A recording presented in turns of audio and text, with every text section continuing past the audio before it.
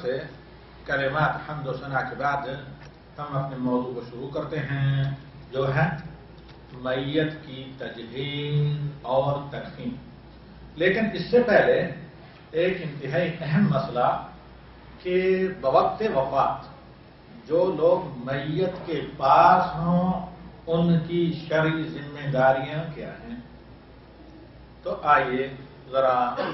ان تمام مسائل کا ہم آج کے اس درس میں جائزہ لیتے ہیں۔ اللہ تعالیٰ سے دعا ہے کہ اللہ تعالیٰ ہمیں نفع بخش علم نصیب کرے اور جو علم اللہ تعالیٰ دے اس سے استفادہ کی توفیق دیں، ہمارے اعمال کو قبول کریں اور ہر طرح کے امراض سے ہمیں اور آپ کو عافیت دیں اور دنیا اور آخرت بہتر کریں۔ ربنا آتنا فی الدنیا حسنۃ وفی الآخرۃ حسنۃ وقنا عذاب النار۔ اللهم انا نسألك العافیہ والسلامۃ والایمان والامن فی الدنیا والآخرہ یا رب العالمین۔ جب میت کی وفات ہو جائے، یہ تو آپ جانتے ہی ہیں کہ جو قریبی مسلمان ہوں، بالخصوص رشتہ دار جو اس کے بشرط کے دیندار بھی ہوں، وہ اس کے غسل کے لیے جلدی سے کام لیں، یعنی میت کے غسل کو، تکفین و تجہیز کو لیٹ نہ کریں۔ لیکن ذرا رکیے، اس سے پہلے ایک اہم مسئلہ ہے کہ جہاں کسی انسان کی وفات ہو یا موت واقع ہو، جو لوگ وہاں پر حاضرین میں سے ہوں ان کی کیا دینی ذمہ داری ہے۔ ذمہ داری سمجھتے ہیں نا؟ تو وہ کس چیز کے ریسپانسبلٹی یا ذمہ داری؟ ان میں سے میرے بھائیوں، کسی بھی مسلمان کی روح، یہ جو اللہ تعالیٰ کی ہر انسان کے پاس امانت ہے، جہاں سے آئی وہاں چلی جاتی ہے اور جسم جس خاک سے ملا اسی خاک پر رہ جاتا ہے۔ تو اب جب کوئی بھی مسلمان وفات پائے، اپنی روح کو اللہ کے حوالے کریں تو اس کے ارد گرد یا قریب جو لوگ بیٹھے ہوں ان کی چند ایک ذمہ داریاں ہیں، جن کو ہم ایک ایک کر کے نمبر وائز، سیریل وائز آپ کے سامنے رکھتے ہیں، اور اچھے طریقے سے یاد رکھیے، کیونکہ ان موضوعات کو مستعین باللہ کافی صحیح اور ایتھنٹک طور پر تیار کرنا، ان کی پریپریشن، پھر اس کے بعد آپ کے سامنے لا کر بیان کرنا کافی جفا کشی اور جد و جہد کی ضرورت ہوتی ہے، اور سب سے پہلے اللہ رب العالمین کی توفیق اور مدد طلب کر کے اس کام کے اوپر قلم یا اٹھایا جائے یا کہیں پر گردانی کی جائے۔ تو اس میں سب سے پہلی چیز، جب پتہ چل جائے آدمی کو کہ جو شخص کسی کمرے میں ہیں، کسی صحرا میں ہیں، کسی بھی جگہ کسی کے ساتھی کی وفات ہو چکی ہے، کسی بھی انسان کی، حتیٰ کہ میاں بیوی اگر دونوں میں سے بسا اوقات اکیلے ہوتے ہیں، تو جب کسی کی وفات ہو جائے تو اس کی آنکھوں کو بند کیا جائے، انگلی سے آنکھوں کے پلک تھوڑے سے پریس کیے جائیں تو ظاہر بات ہے نرم ہوتا ہے جسم، آنکھوں کے پلک بند ہو جاتے ہیں، اور اسی وقت میت کے لیے دعا کی جائے۔ یہ بموجب حدیث ام سلمہ یا لحدیث ام سلمہ رضی اللہ تعالی عنہا۔ ام سلمہ کون ہے؟ نبی صلی اللہ علیہ وسلم کی عالمہ بیویوں میں سے ایک، بلکہ انتہائی زیرک اور بہت سے معاملات میں کنسلٹنٹ، اور نبی صلی اللہ علیہ وسلم کو اہم ترین مشورے دینے والی، اور ساتھ ہی ساتھ پوکیزہ بہن بھی۔ تو حضرت ام سلمہ رضی اللہ تعالی عنہ فرماتی ہیں، دخل رسول اللہ صلی اللہ علیہ وسلم علی ابی سلمہ وقد شک بصره فاغمضه ثم قال ان الروح اذا قبض طبعه البصر فزج ناس من اهله فقال لا تدعوا على انفسكم الا بخير فان الملائكه يؤمنون على ما تقولون۔ ام سلمہ رضی اللہ تعالی عنہ فرماتی ہیں کہ نبی صلی اللہ علیہ وسلم ہمارے گھر میں داخل ہوئے جب میرے شوہر یعنی ابو سلمہ کی وفات ہو چکی تھی۔ آپ جانتے ہیں ابو سلمہ رضی اللہ تعالی عنہ بہت نیک اور صالح صحابہ میں سے تھے، اولین جنہوں نے یہ موت ان کی شہادت کی تھی، جیسے کہ اللہ تعالیٰ کے فضل سے امید ہے اور سابقون الاولون میں سے تھے. ہجرت میں بہت انہوں نے پریشانیاں اٹھائیں، دونوں میاں بیوی خیر علیحدہ رہے ایک دوسرے سے. پھر غزوہ احد میں شریک ہوئے تو زخمی گھر پر لائے گئے. انہی زخموں کی تاب نہ لگا کر ان کی وفات ہوئی. مدینے میں وفات ہوئی تو چونکہ صلح رحمی کا مسئلہ تھا، نبی صلی اللہ علیہ وسلم کی پوری ذات بہن تھی ام سلمہ جو ان کی بیوی تھی، اور بھی ابو سلمہ رضی اللہ تعالیٰ عنہ بہت جلیل القدر اصحاب رسول صلی اللہ علیہ وسلم میں سے تھے. تو آپ نبی صلی اللہ علیہ وسلم جب پہنچے تو دیکھا کہ آنکھیں کھلی کی کھلی ہیں وفات کے بعد. تو اللہ کے نبی صلی اللہ علیہ وسلم نے خود آگے بڑھ کر حضرت ابو سلمہ رضی اللہ تعالی عنہ کی نگاہوں کو بند کیا، میچا، اور کہا کہ لوگ یاد رکھو جب میت کی روح جسم سے نکلتی ہے تو آنکھیں اس کو فالو کرتی ہیں. اس لیے بعد اہل علم نے اس حدیث سے استدلال کرتے ہوئے کہا ہے کہ مرنے کے بعد بھی میت کی آنکھیں دیکھتی ہیں، کیونکہ نبی صلی اللہ علیہ وسلم نے کہا کہ جاتی ہوئی روح کو کب پیچھا کرتی ہیں، نگاہیں تعاقب کرتی ہیں، نگاہوں کو بند کر دیا جائے. یہ سنتے ہی جو ابو سلمہ کے کچھ رشتے دار تھے تو ان کے رونے اور آہ بکا کی شور آئی، آواز آئی. تو اللہ کے نبی صلی اللہ علیہ وسلم نے کہا کہ لا تدعوا علی انفسکم، اپنے لیے بددعا نہ کریں. بسا اوقات لوگ کہتے ہیں نا ہائے ہم مر گئے وغیرہ، تو اس طرح کے کلمات عربی زمانے میں بھی زمانہ جاہلیت قدیم زمانے میں رہے ہیں. تو اب اس کیونکہ ابو سلمہ رضی اللہ تعالی عنہ یعنی بہت گنے چنے اس زمانے کے صحابہ اور مسلمانوں میں سے تھے، اور نوجوان تھے، بالکل جوانی میں ان کی وفات ہوئی. اسے آپ اندازہ لگا سکتے ہیں کہ ام سلمہ کی عمر 30-32 کے درمیان تھی. تو حضرت ابو سلمہ کے گھر کے کچھ لوگ کے رونے کی آواز آئی، بلند آواز سے شور کرنے کی. تو اللہ کے نبی صلی اللہ علیہ وسلم نے کہا کہ اپنے لیے بد دعائیں نہ کرو، صرف خیر کی دعا کرو، کیونکہ جو کچھ تم کہتے ہو ملائکہ فرشتے اس پر آمین کہتے ہیں. پھر اللہ کے نبی صلی اللہ علیہ وسلم نے فرمایا، ذرا غور سے سنیں، کسی کی وجہ سے یہ واقعہ میں نے آپ کے سامنے رکھا ہے. بعد ازاں رسول صلی اللہ علیہ وسلم نے اپنی زبان مبارک اور اپنے بابرکت ہونٹوں سے یہ دعا کی حضرت ابو سلمہ کے لیے جن کی لاش نبی صلی اللہ علیہ وسلم کے قریب پڑی تھی. اللہم اغفر لأبی سلمہ وارفع درجتہ فی المہدیین، اے اللہ ابو سلمہ کی بخشش فرما اور ان کے درجات بلند فرما ان لوگوں میں جنہیں تو نے اے اللہ ہدایت دی ہے. واخلف فی عقبہ فی الغابرین، اور اے رب العالمین جو ان کے باقی رہنے والے ہیں ان میں بھی اس ہدایت کو باقی رکھیں. واغفر لنا ولہ یا رب العالمین. یہ حدیث دعا کرتی ہے کہ کبھی بھی آپ دعا کریں، بالخصوص جس دعا کا تعلق آخرت سے ہو، بخشش سے پہلے اپنے لیے کریں پھر دوسرے کے لیے کریں. تو اللہ کے نبی صلی اللہ علیہ وسلم نے کہا کہ واغفر لنا، اے اللہ ہمیں بخش دے، ہماری مغفرت فرما، ولہ اور ان کی ابو سلمہ کی بخشش فرما اور مغفرت فرما، یا رب العالمین اے تمام جہانوں کے رب، پالنہار. رب کا معنی بار بار میں بتاتا ہوں، مالک، خالق، مدبر. اور وَافْسَحْ لَهُ فِي قَبْرِهِ وَنَوِّرْ لَهُ فِيهِ، ان کی قبر کو اے اللہ کشادہ کر اور قبر کو نور سے بھر دے. اور اس کے بعد یہ دعا کی، یہ مختصر سی دعا جو میں نے آپ کے سامنے پڑھی، پھر میں دوہرا دیتا ہوں. کسی میت کے پاس ہوں یہ دعا پڑھ سکتے ہیں کیونکہ نبی صلی اللہ علیہ وسلم سے ثابت ہے. اللہم اغفر لأبی سلمہ وارفع درجتہ فی المہدیین واخلفہ فی عقبہ فی الغابرین واغفر لنا ولہ یا رب العالمین وافسح لہ فی قبرہ ونور لہ فیہ.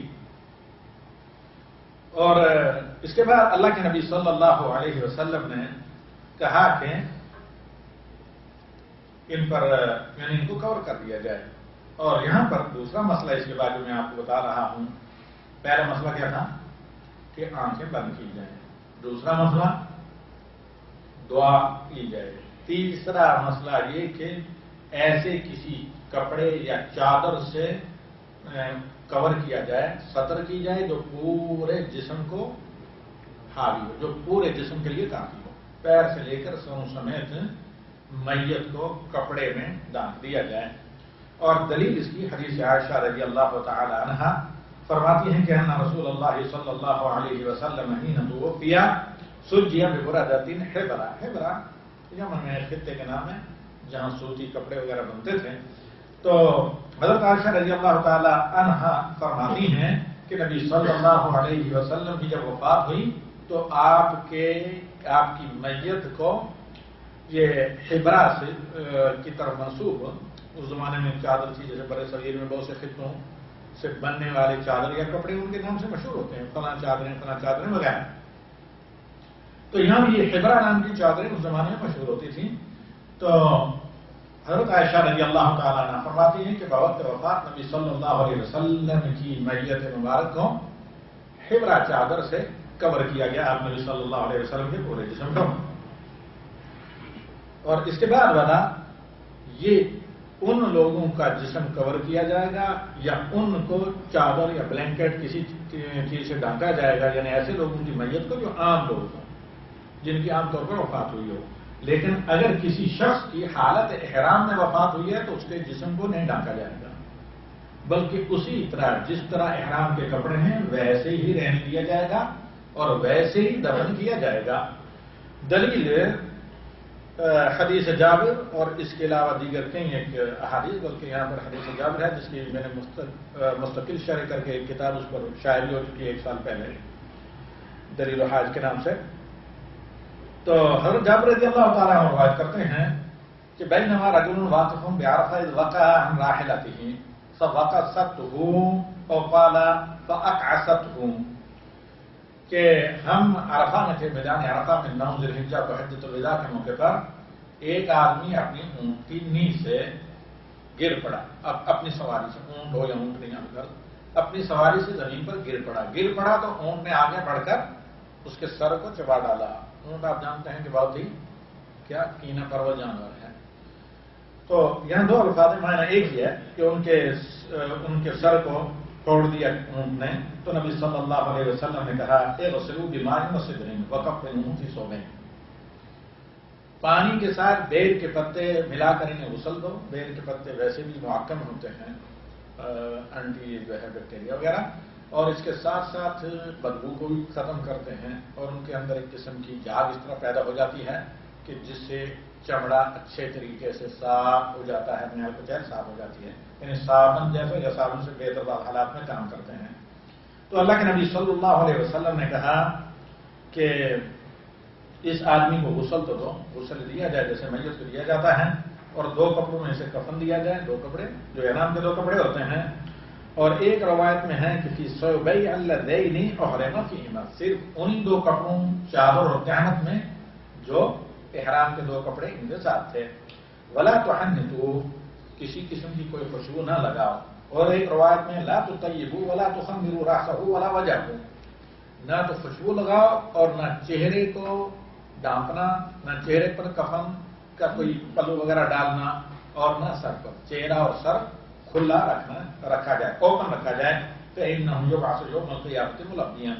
کہ قیامت کے دن تلبیہ پڑھتے ہوئے یہ بندہ حشر میں آئے گا۔ یعنی کئی ایک مبارکیں، ایک یہ کہ جنتی ہونا یقینی کیونکہ نبی صلی اللہ علیہ وسلم وما ينطق عن الهوى إن هو إلا وحي يوحى، اور دوسرا یہ کہ جس طرح احرام کی حالت میں 9 ذی الحجہ کو میدان عرفات میں یہ تلبیہ پڑھ رہے تھے، اور یہ تلبیہ کی دلیل بھی ہے کہ وہاں کثرت سے تلبیہ پڑھنا چاہیے، اسی طرح قیامت کے دن یہ حاضر ہوگا، اور آدمی جس حالت میں وفات ہو اسی حالت میں اٹھے گا۔ تو اللہ تعالیٰ سے دعا کرنی چاہیے کہ اللہ تعالیٰ باایمان بعافیت ببرکت طویل زندگیاں دے کر اور خاتمہ بالخیر کرے۔ تو اللہ تعالیٰ توفیق دے کہ اللہ کے ذکر، اللہ کی توحید اور اللہ تعالیٰ کی یاد پر اور کلمہ شہادت پر خاتمہ ہو، کہ وہ پڑھتے ہوئے قیامت کے دن آپ اٹھیں۔ بہت سے ایسے لوگ ہیں جن کی حالت نماز میں وفات ہوئی، اور بعض ایسے میں بڑے قریبی 2 بزرگوں جب ہم وہ چھوٹی عمر میں دیکھا تھا کہ ایک ظہر کے فرض پڑھ کر سنتیں پڑھنے کی تیاری کر رہے تھے، وفات ہو گئی، اور انہیں کے ان کو میں نے دیکھا نہیں سنا ہے سب، لیکن ان کے سگے بھائی کو میں نے دیکھا ہے فجر کی نماز پڑھ کر نکلے کسی کام کے لیے، معمولی جھٹکا لگا اور اس کے ان کی وفات ہوئی۔ تو الغرض یہ حدیث اس بات پر دلالت کرتی ہے کہ آدمی کی وفات جس حالت میں ہو اسی حالت میں کہ جو کلمات کرتے ہوئے دنیا سے جائے گا وہی کلمات کرتے ہوئے قیامت دن اٹھے گا۔ تو اللہ تعالیٰ سے دعا ہے کہ آخری وقت میں ہمارے اور آپ کی اور ہماری اور آپ کی ضروریت اور والدین تمام قرابتاروں سب مسلمانوں کو اللہ رب العالمین دنیا میں موحد بنا کر رکھے، صوم و صلاۃ کے پابند بنا کر رکھے، دین کے پابند، اور خاتمہ کلمہ شہادت پر ہو کہ اللہ کے نبی صلی اللہ علیہ وسلم نے ایسے شخص کو بخشش کی بشارت دی جس کا خاتمہ کلمہ شہادت پر ہو، بلکہ بعض روایات میں یہ ہے کہ خواہ کیسے بھی اس کے عمل پہلے کیوں نہ گزر چکے۔ اس کے علاوہ چوتھی اور پانچویں چیز یہ ہے کہ جلد اسے غسل دیا جائے، یعنی ان مراحل کے گزرنے کے بعد جلد اسے غسل دیا جائے اور تیار کر کے قبرستان کو پہنچایا جائے۔ حدیث ابو ہریرہ رضی اللہ تعالیٰ عنہ مرفوعاً ڈائریکٹ نبی صلی اللہ علیہ وسلم سے حضرت ابو ہریرہ روایت کرتے ہیں کہ اسرعوا بالجنازہ، کہ جنازے کو جلدی قبرستان میں پہنچا کر دفن کر دو، بلا وجہ کے لیٹ نہیں کرنا چاہیے۔ اور من جملہ جو جنازے کے مسائل ہیں انہوں نے سے یہ کہ جہاں وفات ہو اسی شہر اسی ملک میں وہیں تدفین ہونی چاہیے، وہاں سے اٹھا کر دوسری اور تیسری جگہ لے جانا یہ خلاف سنت ہے۔ جہاں وفات ہو وہیں دفن کیا جائے، کیونکہ یہ نبی صلی اللہ علیہ وسلم کی ان تعلیمات کے خلاف ہے جن میں نبی صلی اللہ علیہ وسلم نے کہا کہ وفات کے بعد میت کو تیار کر کے غسل دے کر کفن پہنا کر جلدی قبر میں اتار دیا جائے۔ اب اگر انتظار کریں کسی دوسرے ملک میں لے کر جائیں، کسی دوسرے شہر میں لے کر جائیں تو ایسی صورت میں بلا وجہ تاخیر ہوتی ہے اور لاش یعنی تبدیلی کا اور وساؤ کا جب موسم گرم وغیرہ ہو اس سے متاثر بھی ہو سکتی ہیں۔ تو لہذا یہاں پر اہل علم کا نبی صلی اللہ علیہ وسلم کے جو فرمان ہے حدیث ابو ہریرہ میں کہ میت کو وفات کے بعد جلد از جلد قبرستان میں پہنچائیں، اس سے اہل علم نے یہی مسائل مستنبط کیے کہ جہاں وفات کو وہیں دفن کیا جائے اور جلد اسے تیار کر کے قبرستان پہنچا کر قبر میں اتار دیا جائے۔ اور حدیث ابو ہریرہ اس سے میں پہلے بیان کر چکا ہوں۔ حضرت عائشہ رضی اللہ تعالیٰ عنہ فرماتی ہیں کہ لما مات اخ لها بوادی الحبشہ فحمل من مکانہ، حضرت عائشہ رضی اللہ تعالیٰ عنہا کا ایک بھائی وفات پا گیا، یعنی حضرت عائشہ رضی اللہ تعالیٰ عنہا کے ایک بھائی ایک مقام پر ایک وادی میں، وادی حبشہ کہتے ہیں، وہاں پر ان کی وفات ہو گئی تو وہاں سے اٹھا کر لا کر بستی میں یا گاؤں میں شہر میں ان کو دفن کیا گیا۔ تو اس کے بعد ہمیشہ کہا کرتی تھی ما اجد فی نفسی ویحزننی فی نفسی الا انی وددت انہ کان دفن فی مکانہ، ہمیشہ مجھے غم رہا اور مجھے یہ کھلن سی میرے دل میں رہی، کاش کہ جہاں بھائی کی وفات ہوئی تھی وہیں اس کو دفن کر دیا گیا ہوتا، وہاں سے اٹھایا نہ گیا ہوتا، جہاں وفات ہوئی وہاں انہیں دفن کر دیا گیا ہوتا۔ امام نووی رحمہ اللہ اپنی کتاب اذکار میں کہتے ہیں اگر کسی نے وصیت بھی کی ہو کہ مجھے فلاں جگہ لے جا کر دفن کرنا تو تب بھی اس وصیت کو نافذ نہیں کیا جائے گا، کیونکہ بعض اہل علم کے ہاں یعنی صحیح دلائل کی روح سے میت کو ایک جگہ سے دوسری جگہ منتقل کرنا بلکہ حرام قرار دیا ہے امام نووی رحمہ اللہ وغیرہ نے،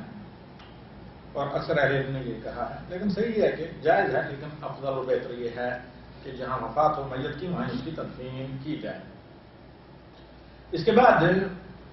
قبل اس کے کہ دفن کیا جائے دیکھا جائے کہ سب سے اہم مسئلہ جو ہے قرض تو نہیں ہے، تدفین سے قبل اگر مقروض ہے بندہ تو اس کے ترکے اور وراثت میں سے قرض ادا کیا جائے گا، خاص ساری پراپرٹی قرض میں کیوں نہ چلی جائے، اور اگر نہیں کافی ہے تو حکومت وقت جو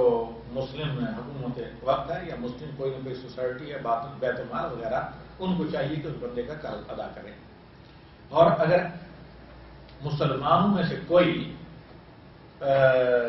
رضاکارانہ طور پر اپنے ذمے لے کہ میں قرض ادا کروں گا اس مسلمان بھائی کا تو ایسا جائز ہے اور اللہ تعالیٰ انہیں اجر دے گا، کیونکہ اللہ کے نبی صلی اللہ علیہ وسلم کے صحابہ سے ایسا ثابت ہے۔ اب یہاں پہ موضوع میں زیادہ ٹور میں اس کو دینا چاہتا ہوں، اور یہ تمام کے تمام دلائل الحمدللہ اپنی جگہ موجود ہیں کتب حدیث میں یا اس موضوع پر جو کتابیں ہیں۔ خیر قرض تدفین سے قبل قرض ادا کیا جائے، اور اگر جائیداد یا پراپرٹی یا جو بھی ترکہ ناکافی ہو تو حکومت وقت ادا کرے، یا قرابت داروں رشتے داروں یا مسلمانوں میں سے کوئی بھی آدمی کیا کرے، اگر رضاکارانہ طور پر ادا کرنا چاہے تو وہ ادا کر سکتے ہیں۔ اور اس کے بعد کہ جو مسائل ہیں وہی آج کا ہمارا موضوع ہے۔ یہ حقیقتاً آج کے خطاب سے پہلے کی کچھ ضروری باتیں تھیں جو آپ کے گوش گزار کرنا ہم نے ضروری سمجھا۔ تو حقیقتاً جو ہمارا موضوع ہے وہ کیا ہے؟ غسل میت اور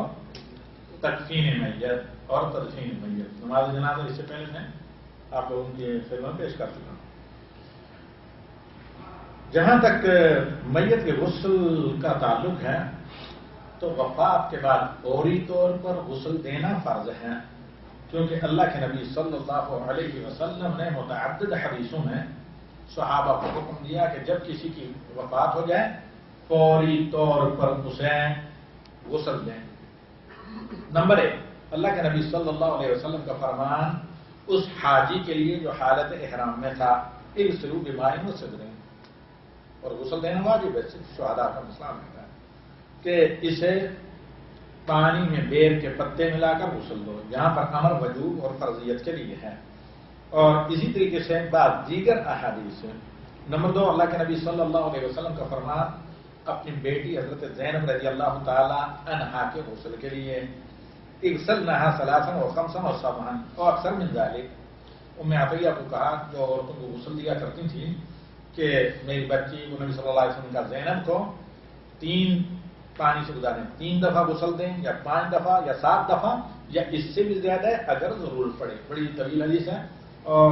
سبھی کتب احادیث کے چیپٹر آف جنازہ یا کتاب الجنائز میں ہے۔ اس کے بعد غسل میں چند باتیں مد نظر رکھی گئی ہیں، بالخصوص خواتین غور سے سنیں جن کی ڈیمانڈ اور درخواست پر یہ دروس یا یہ خطاب یا تقریر میں نے تیار کی ہے اور آپ کے سامنے لے کر آیا ہوں۔ غسل میں چند باتوں کو مد نظر رکھا جائے۔ نمبر 1، کم از کم 3 دفعہ جسم کو دھلا جائے، 3 پانیاں ڈال کر، اور وطر کا خیال رکھا جائے، 3، 5، 7، 9 وغیرہ، 3 دفعہ۔ اور نمبر 2، یہ جو غسل دیا جائے گا تو وطر اور جسے کہا جاتا ہے، نہ کہ طاق، یعنی 3، 5 اور 7 دفعہ وغیرہ۔ نمبر 3، کہ آخری پانی یا درمیان میں کسی بھی پانی میں، کیونکہ عموماً گرم یا نیم گرم پانی سے غسل دیا جاتا ہے، تو اس میں یا تو بیر کے پتوں کا پاؤڈر ہے، یا جو اس کے قائم مقام ہو جس سے اچھی صفائی ہو سکتی ہے۔ اشنان گھاس ہے جس میں جھاگ آتی ہے، صابن کا کام دیتا ہے، یا پھر صابن، لیکن صابن ذرا معقول قسم کا ہو، صاف ستھرا۔ نمبر 4، آخری پانی، چاہے وہ 5واں ہو یا 7واں یا 9واں، جو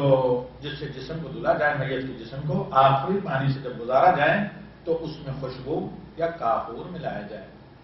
نمبر 5، خواتین یا عورت کی میت ہو تو سر کے بالوں کی چوٹیوں کو سب کو کھول دیا جائے۔ اور نمبر 7، عورت کے بالوں کو کنگھی کی جائے، کنگھی کر کے پیچھے کی طرف ڈال دیا جائے۔ دلیل ان تمام امور پر حدیث ام عطیہ رضی اللہ تعالی عنہا۔ حضرت ام عطیہ رضی اللہ تعالی عنہا فرماتی ہیں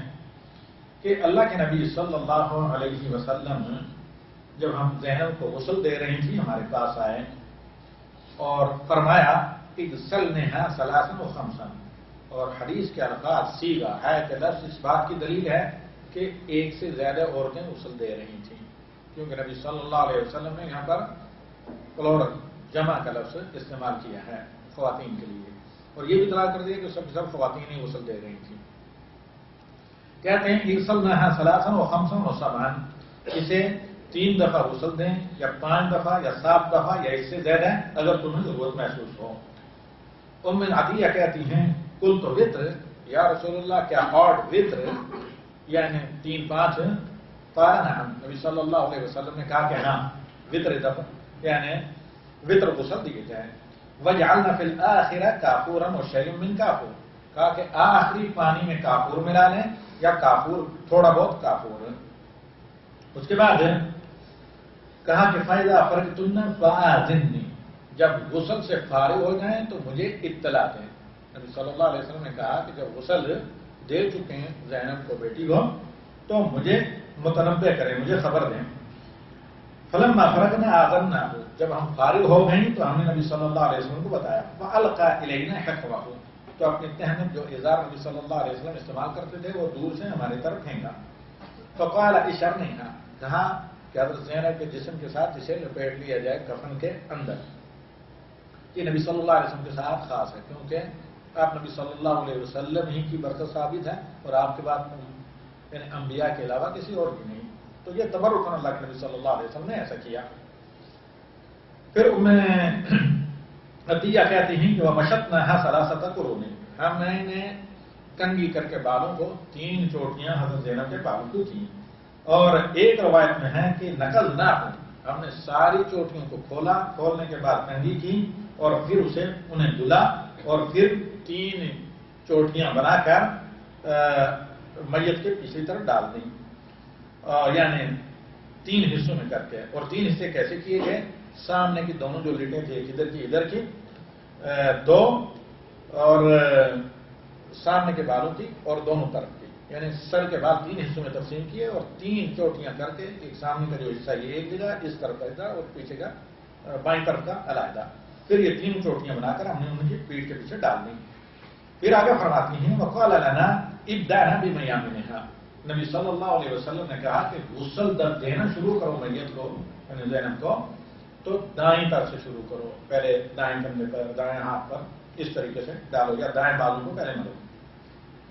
تو دائیں طرف سے شروع کرو۔ وہ مواضع الوضو، اور دائیں طرف سے بھی اعضاء وضو کو سب سے پہلے دھلا جائے، جیسے چہرہ ہے یا اسی طرح دایاں ہاتھ وغیرہ ہے، تو وضو میں جن اعضاء کو دھلا جاتا ہے ان اعضاء کو سب سے پہلے دھلا جائے۔ اور پھر اللہ کے نبی صلی اللہ علیہ وسلم نے جو یہ ہدایات دیں، ان ہدایات کے مطابق عطیہ رضی اللہ تعالیٰ عنہ کہتی ہیں کہ نبی صلی اللہ علیہ وسلم کی بیٹی کو ہم نے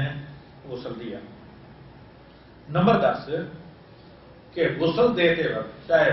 مردوں کو غسل دیں یا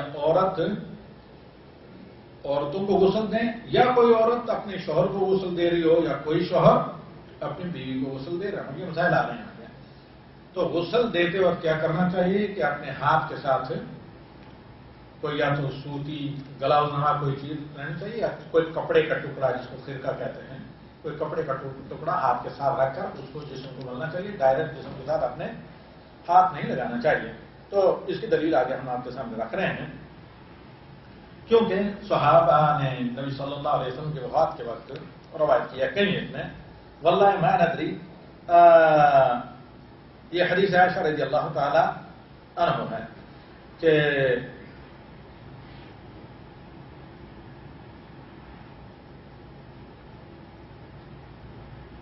جب میت کے کپڑے اتارے جائیں، کپڑے اتارنے کے بعد ایک چادر ڈالی جائے تو اس چادر کے نیچے سے جب آدمی ہاتھوں سے جسم کو ملے تو ہاتھ ڈائریکٹ نہیں لگانا چاہیے، اس کے اوپر سوتی کپڑا وغیرہ کوئی لپٹا ہوا ہو یا گلاؤز نما کوئی چیز تھیلی وغیرہ ہاتھوں کے اوپر چڑھی ہوئی ہو۔ دلیل کی حدیث حضرت عائشہ رضی اللہ تعالی عنہ فرماتی ہیں کہ جب صحابہ نے نبی صلی اللہ علیہ وسلم کو غسل دینا چاہا، آپس میں باتیں ہونے لگی کہ وہی کہ واللہ ما ندری نجرد رسول اللہ صلی اللہ علیہ وسلم من ثيابه كما نجرد موتانا نغسله عليه ثيابه، کہ کیا جس طرح عام میتوں کے کپڑے اتار کر ہم غسل دیتے ہیں ویسے ہی نبی صلی اللہ علیہ وسلم کو غسل دیں، یا یہ کہ نبی صلی اللہ علیہ وسلم کو قمیض لگے یعنی کپڑوں سمیت غسل دیا جائے۔ آگے ام المؤمنین فرماتے ہیں کہ فلما اختلفوا القى الله عليهم النوم، جب اختلاف اس موضوع پر زیادہ ہوا صحابہ کے درمیان تو اللہ تعالیٰ نے ان پر نیند کی سکینت، نیند کی چادر ڈال دی، یہاں تک کہ کوئی بھی جتنے لوگ وہاں تھے کوئی بھی جاگتا ہوا نہیں رہا، سب نیند میں غرق ہو گئے۔ تو ہر ایک کی تھوڑی جو بیٹھے ہوئے تھے ان کے سینوں پر لٹک کی گہری نیند کی وجہ سے۔ پھر کہیں سے آواز آئی، نبی صلی اللہ علیہ وسلم کی جہاں میت مبارک تھی گھر کے کسی گوشے سے آواز آئی، اور کسی کو پتا نہیں کہ یہ آواز کس کی تھی۔ ان نبی صلی اللہ علیہ وسلم وعلیہ ثيابه، کہ نبی صلی اللہ علیہ وسلم کو کپڑوں سمیت غسل دیا جائے۔ تو اب نبی صلی اللہ علیہ وسلم کی میت کے قریب صحابہ آئے اور آپ صلی اللہ علیہ وسلم کو قمیض سمیت غسل دیا، قمیض سمیت آپ کے اوپر پانی ڈالتے اور پھر قمیض کے اندر ہاتھ ڈال کر ان میں کپڑے میں لپیٹ کر آپ نبی صلی اللہ علیہ وسلم کے جسم کو ملا جاتا اور ڈائریکٹ ہاتھ جسم کو نہیں لگایا گیا۔ عائشہ رضی اللہ تعالیٰ عنہ فرماتی ہیں لو استقبلت من امری ما استدبرت ما غسلہ الا نساء، جو گزرنا تھا وہ گزر گیا، کاش کہ نبی صلی اللہ علیہ وسلم اس وقت یعنی ہم زیادہ غم میں نہ ہوتے تو نبی صلی اللہ علیہ وسلم کو آپ کی بیگمات، آپ کی بیویاں ہی غسل دیتی ہیں۔ اس بات کی دلیل ہے کہ میت کو اس کی بیویاں یا میت اپنی بیوی کو غسل دے سکتا ہے، اور یہ جو کہا جاتا ہے عقلاً نقلاً بے پار کی بات ہے کہ وفات ہوتے ہی نکاح کٹ جاتا ہے، ہر چیز نہیں، فرض کر لیں اگر یہ دلیل میں آ جائے بعد میں دوسری شادی کرتے ہیں تو پھر بھی عدت متوقع اناز ہو جائے کتنے دن ہوتی ہے؟ 4 مہینے 10 دن، یا یہ ہے کہ وضع حمل، تو 4 مہینے 10 دن تک تو وہ ویسے ہی وہ پہلے اپنے شوہر کے نکاح میں رہتی ہے چاہے اس کی وفات بھی ہوتی ہے۔ اس کے بعد میرے قابل احترام بھائیوں،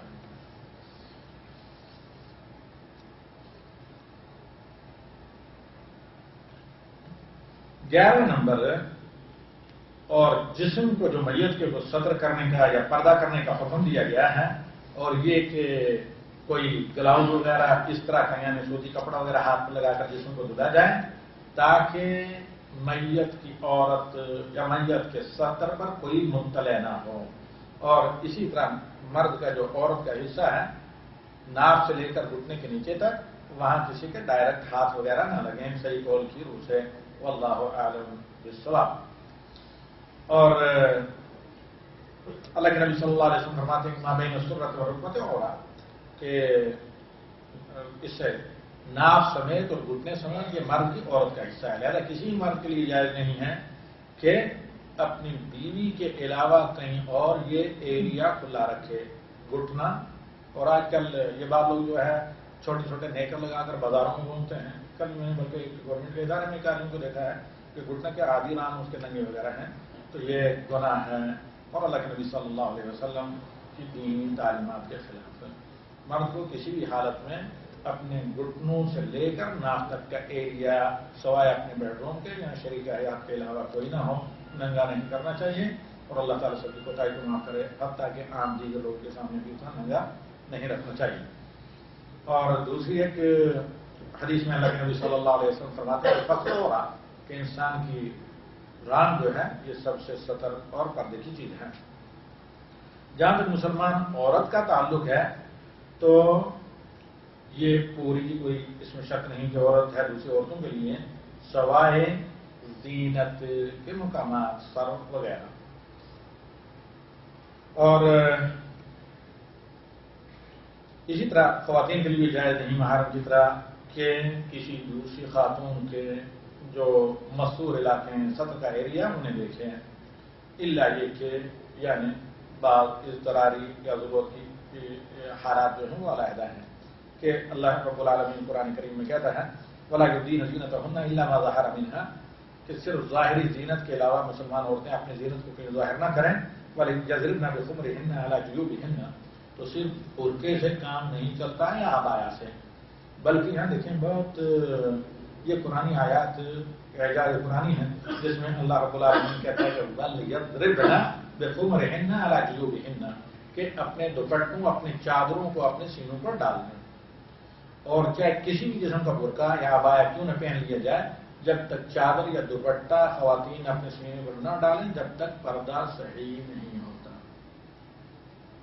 اور پردہ معنویت کے اندر کہیں زیادہ ہے اس کے ظاہر سے، تو لہذا پردہ صرف عبایا پہننے یا کالے کپڑے میں لپٹنے کا نام نہیں ہے، بلکہ پردہ اس چیز کا نام ہے جو یہ حق پورا ادا کرے، خواہ کالا نہ بھی ہو، خواہ صرف واسی چادر کیوں نہ ہو جسے جلباب کہا جاتا ہے، بلکہ زیادہ بہتر ہے پردے کے لیے، واللہ اعلم بالصواب۔ تو یہاں اللہ رب العالمین کہتا ہے کہ مسلمان عورتوں کے لیے جائز نہیں ہے کہ وہ اپنی زینت کو یا اپنی بیوٹی کو ظاہر کریں، ان کو چاہیے کہ اپنے سینوں کے اوپر اپنا دوپٹہ ڈال کر رکھیں، اور یہ زینت حتیٰ کہ پرائی عورتوں کے سامنے بھی نہ ظاہر کی جائے، صرف اپنے شوہروں کے سامنے، یا اسی طریقے سے گھر کے جو محارم وغیرہ جن کا یہاں پر ذکر ہے۔ 12واں مسئلہ، تو اس سے صرف محرم مستثنی ہے۔ حالت احرام میں جو آدمی ہو اس کو خوشبو نہیں لگائی جائے گی، اس سے پہلے میں حدیث سے آپ کے سامنے ذکر کر چکا ہوں۔ 13واں مسئلہ، اس سے مستثنی ہے میاں بیوی دونوں۔ اگر بیوی شوہر کو غسل دے رہی ہے، شوہر بیوی کو غسل دے رہا ہے، تو ان کے لیے کوئی پردہ نہیں ہے، کیونکہ اس پر پردے کی کوئی دلیل نہیں۔ ویسے بھی شوہر اور بیوی کے لیے جسم کا کوئی حصہ نہیں ہے جو ایک دوسرے سے چھپانا ضروری ہو، بلکہ بعض حالات میں ظاہر کرنا واجب، اللہ عالم بالصواب۔ تو لہذا اگر بیوی شوہر کو غسل دے رہی ہے شوہر کی میت کو، تو اس میں ان احتیاطات کی ضرورت نہیں ہے، احتیاطات کی۔ اور اسی طرح اگر مرد اپنی بیوی کو غسل دے رہا ہے تو ان تمام لوازمات کی کوئی ضرورت نہیں، کیونکہ یہاں پر میاں بیوی کے درمیان میں پردے کی کوئی واضح دلیل نہیں ہے۔ حضرت عائشہ رضی اللہ تعالیٰ عنہ فرماتی ہیں، لوکن تو استقبلت من امری مستدبرت ما رسول النبی صلی اللہ علیہ وسلم غیر نسائہ، اگر یہ مسئلہ گزر نہ گیا ہوتا تو نبی صلی اللہ علیہ وسلم کی بیویوں کے علاوہ آپ صلی اللہ علیہ وسلم کو کوئی بھی اور غسل نہ دیتا۔ دوسری حدیث، رجع الی رسول اللہ صلی اللہ علیہ وسلم من جنازۃ بالبقیع وانا اجد الصداع فی راسی۔ واقعہ یہ ہے کہ نبی صلی اللہ علیہ وسلم کسی کا جنازہ پڑھ کر بقیع کے قبرستان میں گھر واپس پہنچے تو میرے سر میں شدید درد تھا، ہارٹ اٹیک تھا، اور میں کہہ رہی تھی کہ ہائے میرا سر دکھ رہا ہے یا میرے سر میں تکلیف ہے۔ وقال بل انا مراسا، کہا عائشہ بلکہ میرے سر میں بھی تکلیف ہے۔ ما ذرك لو مت قبری فغسلتك وكفنتك ثم صليت عليك ودفنتك، کہا کہ اگر ایسا ہو جائے کہ تمہاری عائشہ مجھ سے پہلے وفات ہو جائے، میں تمہیں غسل دوں، میں تمہیں کفن میں لپیٹوں اور میں تمہاری نماز جنازہ بھی پڑھاؤں اور تمہیں دفن بھی کر دوں، تو یہ اس بات کی دلیل ہے کہ یعنی اگر بیوی کی وفات ہو تو شوہر اسے غسل دے سکتا ہے، بلکہ اگر کہ متکلم کی حدیث ہے، لیکن اہل علم نے امام ابن باز رحمہ اللہ نے استدلال کیا ہے کہ علی بن ابی طالب رضی اللہ تعالی عنہ نے خود حضرت فاطمہ رضی اللہ تعالی عنہ کو غسل دیا تھا۔ اور اس کے بعد کہ آپ نبی صلی اللہ علیہ وسلم عائشہ کہتی ہیں کہ ہم آپ کی بیوی نے آپ نبی صلی اللہ علیہ وسلم کو غسل دیا ہوتا۔ اور 14واں مسئلہ اس سلسلے میں یہ ہے کہ غسل کی ذمہ داری وہ لے جو غسل کے مسائل سے واقف ہوں، بالخصوص اگر وہ قرابت داروں میں سے ہو۔ اگر دو آدمی ہیں غسل کے مسائل سے واقف ہیں، ماہر ہیں، ایک قریبی رشتے دار ہے، دوسرا پرایا آدمی ہے، تو جو قریبی رشتے دار ہے وہی غسل دے اور کسی بھی دوسرے آدمی سے تعاون لے سکتا ہے۔ اور اللہ کے نبی صلی اللہ علیہ وسلم کے غسل دینے والے آپ کے قرابت دار تھے، حضرت علی رضی اللہ تعالیٰ عنہ، حضرت عباس رضی اللہ تعالیٰ عنہ۔ تو غسل کے تعلق سے علی بن ابی طالب رضی اللہ تعالیٰ عنہ فرماتے ہیں، غسلت رسول اللہ صلی اللہ علیہ وسلم فجعلت انظر ما يكون من المیت فلم ارى شيئا، میں نے خود غسل دیا نبی صلی اللہ علیہ وسلم کی میت کو۔ کون کہتے ہیں؟ علی بن ابی طالب رضی اللہ تعالیٰ عنہ۔ میں نے نبی صلی اللہ علیہ وسلم کی میت کو غسل دیا اور میں اچھے طریقے سے یعنی پورے فل کنسنٹریشن توجہ کے ساتھ اللہ کے نبی صلی اللہ علیہ وسلم کا جائزہ لیا، آپ کو غسل دیا کہ کہیں جو میتوں کے ساتھ معاملات ہوتے ہیں ان میں سے کوئی تو نہیں ہے، تو میں نے کوئی بھی ایسی چیز نہیں دیکھی۔ وکان طیبا حیا ومیتا، نبی صلی اللہ علیہ وسلم انتہائی صاف ستھرے، خوشبودار اور پاکیزہ تھے، زندہ بھی اور مرنے کے بعد بھی صلی اللہ علیہ وسلم۔ کوئی میت کو غسل دے تو اللہ تعالیٰ کے یہاں اس کے لیے بہت زیادہ اجر اور ثواب ہے، لیکن دو شرطوں کے ساتھ۔ پہلی شرط یہ کہ اگر میت کا کوئی عیب دیکھے کسی کو نہ بتائیں، ستر کرے، پردہ کریں۔ بسا اوقات میت کی شکل یا بعض ایسی چیزیں جو کپڑے میں چھپی ہوئی ہیں جن کو اللہ کے سوا کوئی نہیں جانتا، یا گھر کے قرابت داروں کے سوا، تو میت کا کسی بھی قسم کا اگر عیب اسے نظر آئے تو اسے چھپائے اور کسی کے سامنے بے پردگی نہ کرے، کہ اللہ کے نبی صلی اللہ علیہ وسلم فرماتے ہیں من غسل مسلمن فقتم علیہ غفر اللہ 40 مرہ، کہ جو کسی مسلمان کی میت کو غسل دے اور پھر اس کا پردہ رکھے تو اللہ تعالیٰ اسے 40 دفعہ معاف کرتا ہے. یعنی کئی دفعہ ایسے اس کے گناہ ہوں کہ اگر وہ اللہ تعالیٰ کے عذاب کو مستحق ہو جائے، اس کے باوجود اللہ رب العالمین اسے معاف کر دیتا ہے. ومن حفر له فأجنه جری علیہ کاجر مسکن اسکنہ ایاہ، اور جس نے قبر کھودی اور پھر قبر میں اسے دفن کیا تو اس سے اتنا اجر ملے گا جیسے زندگی میں کسی کو مکان بنا کر دیا اور اس میں آباد کر دیا. سبحان اللہ. اور قیامت تک یہ اجر جاری رہے گا. ومن کفنہ کساہ اللہ یوم القیامۃ من سندس واستبرق الجنہ، اور جو کسی میت کو کفن پہنائے تو اللہ تعالیٰ جنت میں جنت کی ریشم سندس اور استبرق کا لباس اسے پہنائے گا. اور غالباً یہی وجہ ہے کہ یہاں سعودی عرب میں صرف جو محصول کارپوریشن کا طبقہ ہے وہی تمام میتوں کے کفن اور تجہیز و تکفین کے سارے اخراجات برداشت کرتا ہے. اور بہت سے طالب خیر لوگ ہیں جو اس میں بڑھ چڑھ کر حصہ لیتے ہیں. یہ نہیں کہ کینیڈا امریکہ کی طرح وہاں سے کسی ایک خاتون نے بہت پہلے کئی سال 15-20 سال پہلے مجھے سوال کیا تھا کہ میرا بلا مر گیا ہے تو اسے دفن کریں یا جلائیں. دفن کرنے کے $900 اور جلانے کے $500. تو میں نے کہا بھائی کسی ڈرام میں بھیج دیا جائے گا. نہیں، اس پر بڑا جرمانہ یہاں لگ سکتا ہے. یہاں چاہے بلا ہو یا انسان ہو، اس کو $500 دے کر جلائیں یا پھر $900 کے $700 دے کر اسے دفن کرائیں قبرستان میں. تو یہاں پر ایسا نہیں، بلکہ بالخصوص خلیج میں، شاید پورے خلیج میں اور سعودی عرب میں، یہاں پر میونسپل کارپوریشن جس کو کہتے ہیں بلدیہ، تو بلدیہ ہی تمام کی تمام ذمہ داریاں اور اخراجات اور تجہیز و تکفین کی ذمہ داریاں اپنے ذمہ لیتی ہیں. پہلی شرط تو یہ کہ پردہ کرے میت کے اوپر، اور دوسری شرط یہ کہ اس پر معاوضہ نہ دے، یعنی مزدوری نہ دے. یہ کام لوجہ اللہ کرے، اللہ رب العالمین کی رضا کے لیے. اس پر نہ تو کسی کا احسان یا شکر گزاری، نہ چند تکے، نہ دنیا کی کوئی منفعت.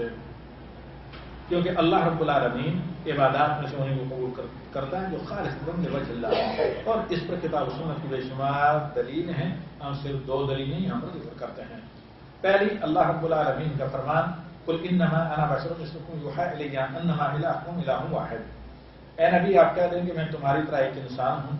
صرف میری طرف وحی کی جاتی ہے، اور تمہارا معبود مستحق کے عبادت رب صرف ایک ہے جو اللہ تعالیٰ ہے. فمن كان يرجو لقاء ربه فليعمل عملا صالحا ولا يشرك بعبادة ربه احدا. جو اپنے رب سے ملاقات کرنا چاہتے ہو، اگر رب اس سے راضی ہو تو وہ اللہ کے ساتھ کسی کو شریک نہ ٹھہرائے اللہ تعالیٰ کی عبادت میں. یعنی اس سے اللہ کی رضامندی کے علاوہ کوئی دنیاوی مقصد نہ ہو، دنیاوی مال وغیرہ بنانا. اور دوسری دلیل نبی صلی اللہ علیہ وسلم کا فرمان انما الاعمال بالنیات وانما لکل امرئ ما نوى. عملوں کا دار و مدار نیت پر ہے. وانما لکل امرئ ما نوى، اور ہر آدمی کو وہی مل کر رہے گا جیسے وہ نیت کرتا ہے. فمن كانت هجرته الى الله ورسوله فهجرته الى الله ورسوله ومن كان هجرته الى الدنيا يصيبها وامرأة ينكحها فهجرته الى ما هاجر اليه. خلاصہ اس حدیث کا یہ، اس حدیث کے موضوع پر میرے دروس موجود ہیں القلم وغیرہ میں. خلاصہ یہ ہے کہ جس کا مقصد کسی کام سے دنیا ہو تو اسے دنیا ملتی ہے، جس کا مقصد اللہ کی رضامندی، رسول صلی اللہ علیہ وسلم کی اتباع ہو تو اس کا یہ عمل ایک اجر عبادت کے طور پر قبول ہوتا ہے. اور جو آدمی میت کو غسل دے اس کے لیے یہ مستحب ہے کہ وہ خود غسل کرے، غسل سے فارغ ہونے کے بعد. کہ اللہ کے نبی صلی اللہ علیہ وسلم نے فرمایا من غسل میتا فلیغتسل ومن حملہ فلیتوضا. جو میت کو غسل دے اس کو غسل کرنا چاہیے، جو میت کو اٹھائے تو وہ وضو کرے. یہاں شیخ البانی رحمہ اللہ فرماتے ہیں کہ جو نص ہے حدیث کی ظاہری دلالت یہ ہے کہ نبی صلی اللہ علیہ وسلم کا حکم وجوب کے لیے ہے. اور یہاں پر ہم 2 حدیثیں آپ کے سامنے نقل کرتے ہیں واللہ اعلم، لیکن جہاں تک معلوم ہوتا ہے کہ مستحب دینا کے واجب ہے کہ اللہ کے نبی صلی اللہ علیہ وسلم کا فرمان لیس علیکم فی غسل میتکم غسل اذا اغسلتموه فإن میتکم لیس بنجس فحسبکم ان تغسلوا ایدیکم. کہ جب تم میت کو غسل دو تو تمہیں غسل کرنا ضروری نہیں، کیونکہ تمہارا میت ناپاک نہیں ہے، صرف اپنے ہاتھوں کو دھو دو۔ دوسرا، عمر بن خطاب رضی اللہ تعالیٰ عنہ کو فرمایا كنا نغسل المیت فمنا من یغتسل ومنا من لا یغتسل، ہم میتوں کو غسل دیتے تھے، کچھ لوگ اس کے بعد غسل کرتے اور کچھ لوگ ہم میں سے غسل نہیں کرتے۔ اسی طرح جہاں تک میت کے غسل سے تعلق ہے، میدان جنگ میں ویسے تو شہداء بہت ہیں، لیکن میدان جنگ میں شہید ہونے والے مسلمان مجاہد کو غسل دینا مشروع نہیں ہے۔ اگر غسل دینے کوئی مسئلہ نہیں، لیکن غسل دینا مشروع نہیں ہے، حتیٰ کہ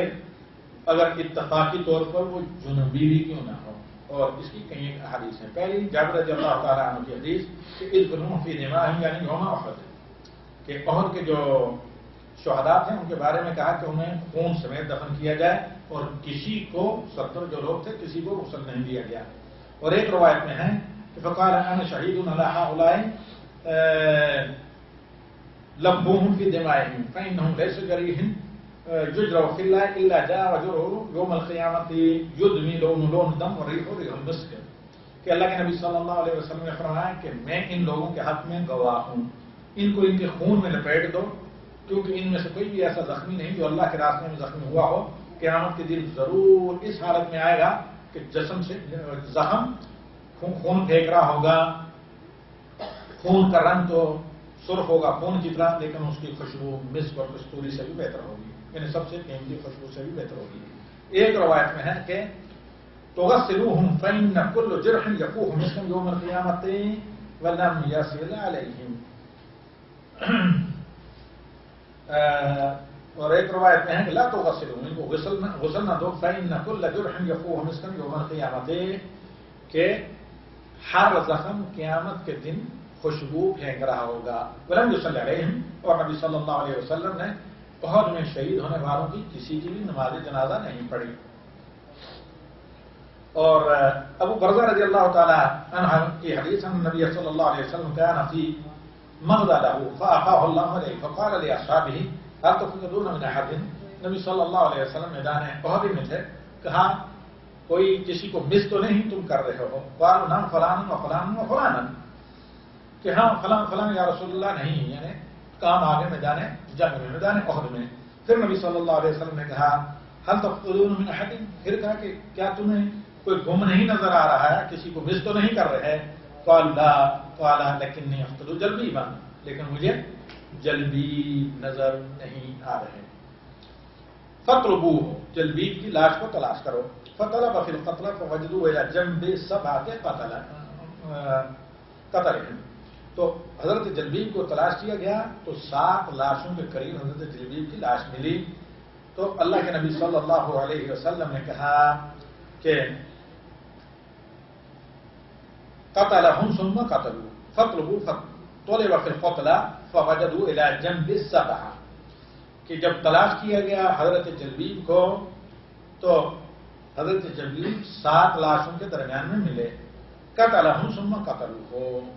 تو حضرت جلبیب نے ان 7 کو قتل کیا، پھر ان کے ساتھیوں نے حضرت جلبیب کو قتل کیا۔ پھر نبی صلی اللہ علیہ وسلم حضرت جلبیب کی لاش کے پاس آئے،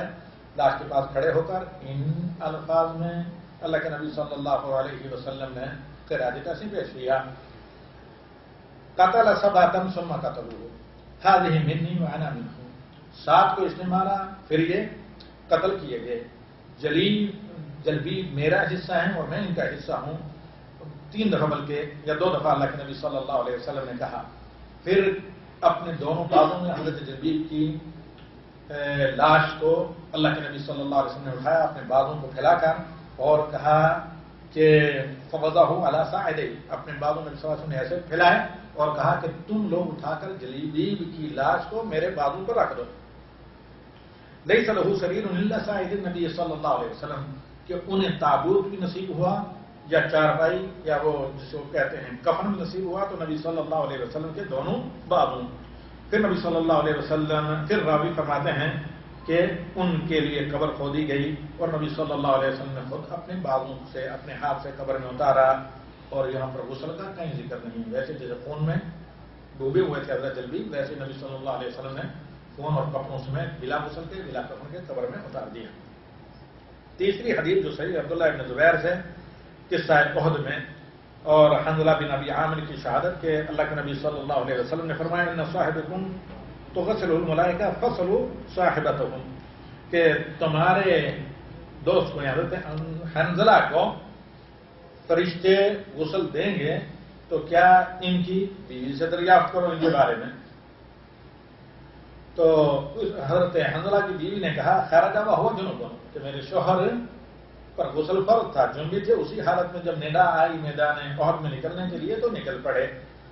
اور لمبا سمے الحائے تھا. فقال رسول اللہ صلی اللہ علیہ وسلم، تو نبی صلی اللہ علیہ وسلم نے فرمایا لذالک غسلته الملائکہ، اسی لیے فرشتوں نے انہیں غسل دیا، اور صحابہ میں غسیل ملائکہ کے نام سے مشہور بھی ہیں. جہاں تک میت کے کفن کا تعلق ہے، واللہ عالم ٹائم کیا ہے، تو آئندہ ہفتہ تدفین کا مسئلہ مکمل کرتے ہیں. آج غسل سے آپ لوگ فارغ ہوئے تو آئندہ ہفتے انشاءاللہ آپ کے سامنے ہم رکھیں گے کہ میت کو کفن کتنے کپڑوں میں لیا جائے، کیسے کفن پہنایا جائے. آج سے آپ جائزہ لیجیے القلم کے سوالات کا. شاید میرے خیال میں آج موضوع ذرا خشک تھا، تقریر سے زیادہ تدریسی، تو اس کی وجہ سے آپ لوگوں کو نیند آ گئی. چلیے آپ کے اب سوالوں کے جواب سن کر آپ کی اکتاہٹ دور ہو جائے گی. پانی نہیں